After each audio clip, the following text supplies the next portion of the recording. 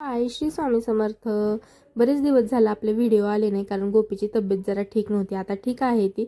मग म्हटलं चला व्हिडिओ बनवूया. तर आता मी दिवाळी झाल्यानंतर मम्मीकडे आले बघा. तर मम्मी इथं स्वयंपाक बनवते माझ्यासाठी छानपैकी. जेवायला जे आवडतं आहे ते सगळं बनवायला चालू असतं. माहेरी आल्यानंतर कसं सगळी आपली आवड निवड सगळेजण जपण्याचा प्रयत्न करत असते. तर तसं बघा माझ्या भावाने पण इथं मस्तपैकी आम्हाला पिझ्झा आणून दिला. म्हटलं चला पिझ्झा पार्टी करूया म्हणल्यासारखं झालं.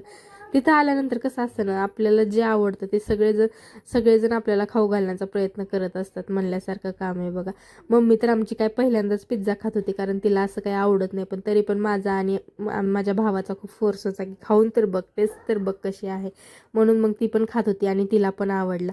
त्यानंतर मम्मीनं मी आले म्हणून म्हटली चला आता गुलाबजामुन तू आली परत एकदा दिवाळी करूया म्हणून मग ती गुलाबजामुन करत होती. मग इथं तिनं खवा वगैरे सगळं मळून घेऊन गुलाबजामुन करायला लागली.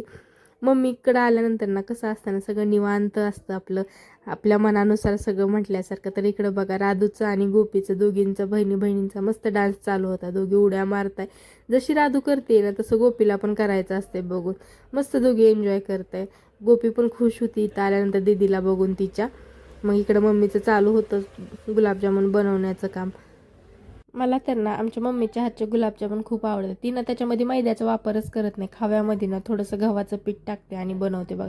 एकदम छान होतात, मऊ लुसलुशीत असतात. तर चला बाय बाय. आजच्या पुरतं एवढंच. व्हिडिओला लाईक करा, सबस्क्राईब करा. भेटूया उद्याच्या नवीन ब्लॉगमध्ये.